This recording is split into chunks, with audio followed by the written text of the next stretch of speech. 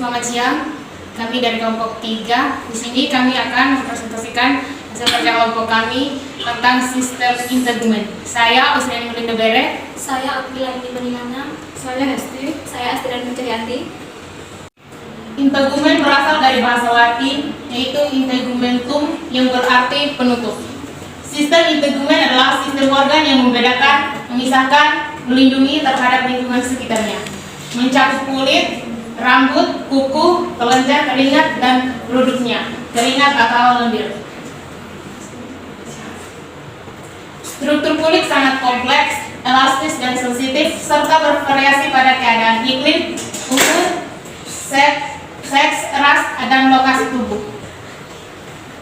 Warna kulit bermacam-macam, misalnya warna terang, pirang, kuning, sawo matang, dan hitam, merah muda pada telapak kaki dan tangan, serta kecoklatan pada genital eksternal orang dewasa. Kelembutan kulit bervariasi, tebal, tipis, dan elastisnya. Struktur kulit. Kulit tersusun atas 3 lapisan utama. Yang pertama, lapisan epidermis, kedua, lapisan dermis, 3, lapisan subkutis atau subdermis. Epidermis. Epidermis terdiri dari 1. Stratum corneum, 2. Stratum lucidum, 3. Stratum granulosum, 4. Stratum spinosum, 5. Stratum basalis. Epidermis dibentuk oleh 5 lapis sel epitel. Yang pertama, stratum corneum, terdiri dari sel squamosa yang sangat tipis, mengandung keratinosit. 2. Stratum lucidum, terdiri dari keratinosit yang bersih, tidak berinti dan tidak jelas batas antar selnya. Sel berisi materi seperti gel yang akan diubah menjadi keratin, eliogen lemak berkaitan dengan protein untuk menghambat masuk atau keluarnya air. Pada kulit tipis, lapisan ini tidak ada. 3. Stratum granulosum. Proses keratinisasi dimulai dari lapisan ini. Terdiri dari 2 sampai 4 lapis sel yang berisi granul yang dibutuhkan untuk membentuk keratin. Sitoplasma sel memiliki kadar enzim lisosom yang tinggi. Inti sel tidak ada berdegenerasi. Pada kulit tipis, lapisan ini tidak ada. 4. Stratum spinosum. Tempat sel epitel dan epidermal terdiri dari 8 sampai 10 sel yang berbentuk tidak teratur. Sel pada lapisan ini kaya akan RNA yang menginisiasi sintesis protein untuk produksi keratin. 5. Stratum basale, terdiri dari 1 lapis sel kolumnar yang dapat mengalami aktivitas regenerasi. Sel berpindah dari lapisan terbawah ke paling atas. Epidermis tersusun atas lapisan tanduk dan lapisan Malpighi.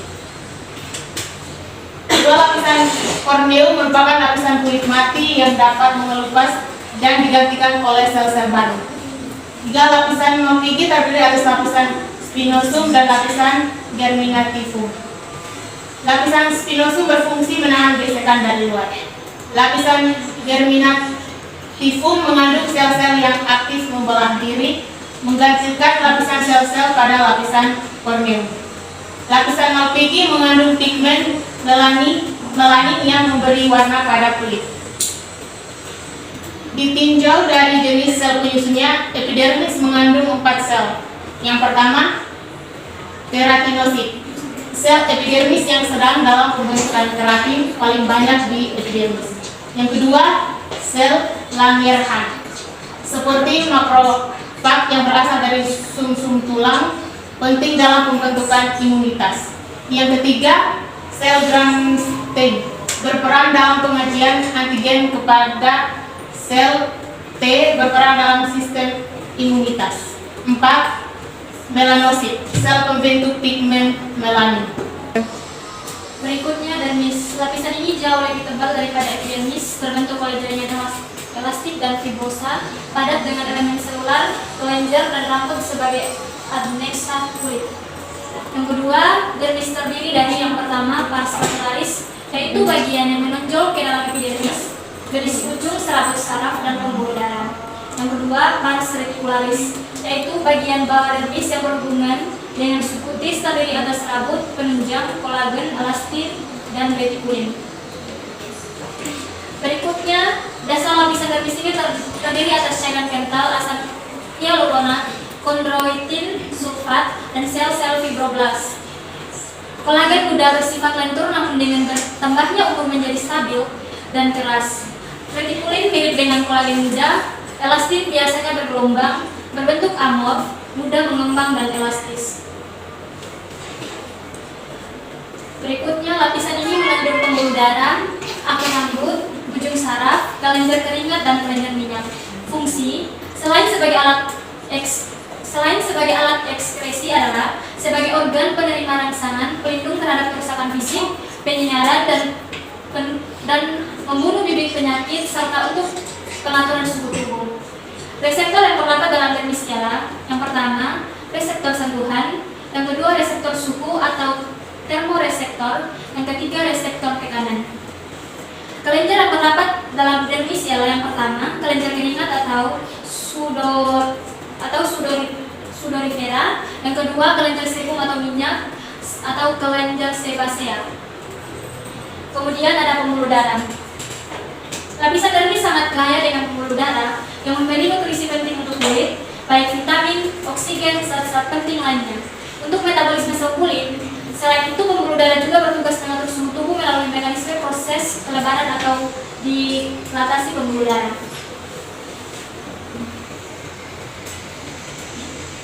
Kemudian lapis subkutan. Lapisan ini merupakan kelanjutan dermis terdiri atas: yang pertama, jaringan ikat longgar berisi sel-sel lemak di dalamnya; yang kedua, sel lemak merupakan sel tulang dan besar; yang kedua, lapisan sel lemak. Lapisan sel lemak yaitu panniculus adiposa berfungsi sebagai cadangan makanan dan sebagai bantalan. Yang ketiga, vaskularisasi kulit terdiri dari reticularis atau pembuluh darah, yaitu plexus superficialis di bagian atas dermis. Yang kedua, plexus profunda di bagian subkutan. Kemudian ada kelenjar pada kulit. Kelenjar pada kulit terdapat di bagian dermis, terdiri atas kelenjar keringat dan kelenjar sebasea.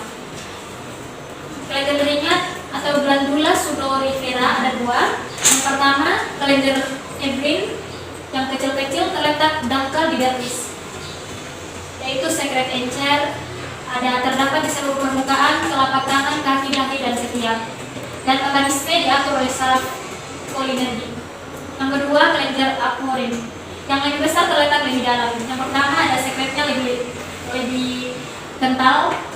Fungsi kelenjar ini belum jelas. Yang ketiga, dipengaruhi oleh saraf adrenergi.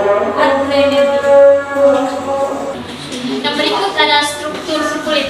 Berdasarkan ketebalannya, kulit dibedakan menjadi dua. Yang pertama, kulit tipis, kulit yang menutupi sebagian besar permukaan tubuh. Yang kedua, kulit tebal, kulit yang menutupi telapak tangan dan kaki. Berikut kelenjar keringat. Keringat merupakan bagian dari fungsi ekskresi dan termoregulasi, pengaturan panas tubuh, serta mengandung air, elektrolit, garam, sisa-sisa karbohidrat, glukosa, protein, dan asam laktat. Yang kedua, derajat keasaman keringat berkisar antara 4,0 sampai 6,8. Kemudian ada mekanisme termoregulasi. Pada suhu lingkungan tinggi atau panas, kelenjar keringat menjadi aktif dan pembuluh kapiler di kulit melebar atau vasodilatasi. Melebarnya pembuluh kapiler akan memudahkan proses pembuangan air dan sisa metabolisme. Aktifnya kelenjar keringat mengakibatkan keluarnya keringat ke permukaan kulit dengan cara penguapan. Penguapan mengakibatkan suhu di permukaan kulit turun sehingga kita tidak merasakan panas lagi. Sebaliknya, saat suhu lingkungan rendah atau dingin, kelenjar keringat tidak aktif dan pembuluh kapiler di kulit menyempit atau vasokonstriksi. Keadaan ini darah tidak membuang pada sisa metabolisme dan air. Akibatnya, penguapan sangat berkurang sehingga suhu tubuh tetap dan tubuh tidak mengalami kedinginan. Yang keempat, keluarnya keringat dikontrol oleh hipotalamus atau bagian dari otak. Selanjutnya ialah kelenjar palik atau glandula sebasea. Yang pertama, ia terletak di seluruh permukaan kulit manusia kecuali telapak tangan dan disebut juga kelenjar holokin karena tidak lumen, dan sekret kelenjar berasal dari dekomposisi sel, terletak di samping akar rambut dan bermuara pada lumen akar rambut atau folikel rambut. Sebut. Sekret terdiri atas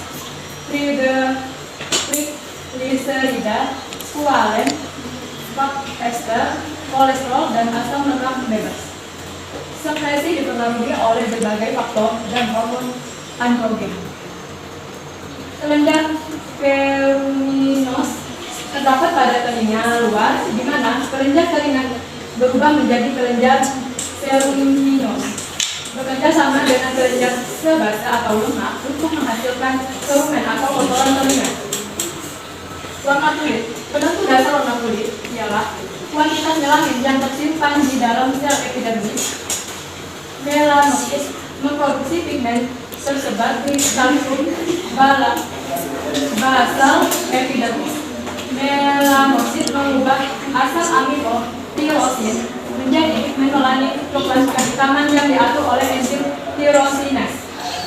Konversi tirosin menjadi pigmen tergantung pada gen atau keturunan, paparan cahaya matahari, dan hormon ACTH. Pada keadaan tertentu yang bersifat sementara, warna kulit berubah oleh perubahan volume darah yang melalui kapiler kulit dan jumlah hemoglobin yang tersigenerasi. Kuku adalah bagian terminal lapisan tanduk atau stratum corneum yang menebal. Bagian kuku yang pertama ialah akar kuku atau nail rod, kedua badan kuku atau nail plate, bagian kuku yang terletak di atas jaringan lunak ujungnya, dan yang menonjol ke depan jari atau kuku bebas. Kuku nail wall, kulit di atas akar kuku agak menonjol. Nail drop, alur kuku yang terdapat di sisi badan kuku. Epinatium atau stratum corneum yang menutupi dinding kuku melebar ke atas sebagian badan kuku yang sering terlihat agak putih atau lamia. Hiponium stratum berneum di bawah ujung kuku bebas dan menutupi sebagian ujung jari. Bagian proksimal kuku, bagian ke arah akar kuku. Bagian distal adalah bagian ke arah ujung kuku bebas. Rambut terdiri atas akar rambut ialah bagian yang terbenam, dan kedua bagian batang rambut ialah bagian yang di luar kulit. Tipe rambut yang pertama, nubul yang halus, tidak mengandung banyak pigmen pada bayi. Rambut terminal yang kasar, banyak pigmen, mempunyai medula pada orang dewasa. Rambut pada orang dewasa, selain rambut kepala, terdapat juga rambut kelopak mata, ketiak, kemaluan, kumis, dan janggut. Pertumbuhannya dipengaruhi oleh hormon androgen atau seks. Ada rambut halus yang terdapat di badan, dahi, atau leher disebut rambut pelus. Pertumbuhan rambut terjadi pada 3 fase. Yang pertama, fase anagen atau pertumbuhan 0,3 mm sehari selama 2-6 tahun.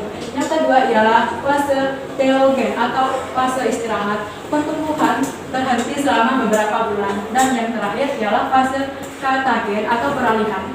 Pada satu saat, 85% rambut manusia berada dalam fase anagen dan sisanya berada dalam fase telogen. Komposisi rambut yang pertama adalah zat karbon kurang lebih 50%, hidrogen 6%, nitrogen 17%, sulfur 5%, dan oksigen 20%. Rambut mudah dibentuk dengan mempengaruhi gugus di sulfida, misalnya dengan pemanasan atau bahan kimia. Rambut sehat mempunyai struktur elastis, tidak mudah patah atau terlepas dari akarnya. Berkilap dengan kontur rata mulai dari akar sampai ke ujung rambut. Selanjutnya adalah fisiologi kulit. Di sini ada fungsi proteksi, perlindungan, gangguan fisik dan mekanik. Dengan adanya gantalan lemak subkutis, sinar UV diatasi oleh melanin kimiawi. Lemak permukaan kulit dari derajat P dari 5,0 sampai 6,5 Lemak permukaan juga berfungsi mencegah mikroba masuk. Proses keratinisasi juga merupakan shawar mekanis karena sel-sel tanduk melepaskan diri secara teratur dan diganti oleh sel muda di bawahnya. Shawar kulit ini berfungsi mencegah keluar atau masuknya zat yang berada di luar ke dalam atau dari dalam keluar tubuh. Bagian tubuh yang shawar paling rendah, sekrotum, kulit wajah dan punggung tangan. Bagian tubuh yang shawar paling baik yaitu telapak tangan dan telapak kaki. Fungsi absorpsi, kulit yang sehat tidak mudah menyerap air, larutan maupun benda padat. Cairan yang mudah menguap lebih mungkin diserap kulit, begitu pula zat yang larut dalam minyak. Mekanisme absorpsi melalui celah antar sel epidermis atau transepidermal 97%, celah folikel rambut transfolikular 0,2%, celah antar sel saluran kelenjar keringat atau transekrinal sisanya. Kemampuan absorpsi kulit dipengaruhi oleh tebal tipisnya kulit, hidrasi, kelembapan udara, metabolisme, vehikulum zat yang menempel di kulit. Fisiologi kulit selanjutnya ada fungsi ekskresi atau pengeluaran. Kelenjar-kelenjar pada kulit mengeluarkan zat-zat yang tidak berguna atau sisa metabolisme dalam tubuh, misalnya NaCl, urea, asam urat, amonia, dan sedikit lemak. Kelenjar lemak pada fetus atas perintah hormon androgen dari ibunya akan menghasilkan sebum untuk melindungi kulit terhadap cairan amion. Sebum yang diproduksi kelenjar palit kulit melindungi kulit dengan cara meminyaki kulit dan menahan penguapan yang berlebihan sehingga kulit tidak menjadi kering.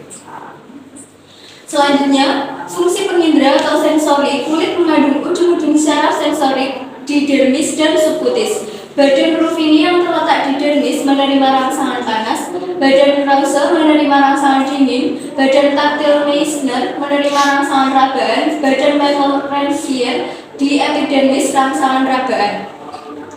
Selanjutnya ada fungsi termoregulasi dengan cara mengeluarkan keringat dan mengerutkan otot dinding pembuluh darah kulit. Pada saat suhu tubuh meningkat, kelenjar keringat banyak mengeluarkan keringat. Pada saat suhu tubuh menurun menjadi vasokonstriksi.